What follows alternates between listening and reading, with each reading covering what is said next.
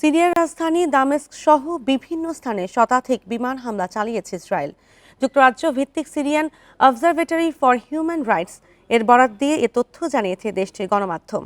হামলার শিকার হওয়া স্থাপনাগুলোর মধ্যে রাসায়নিক অস্ত্র উৎপাদনের সাথে জড়িত সন্দেহজনক একটি গবেষণা কেন্দ্র রয়েছে।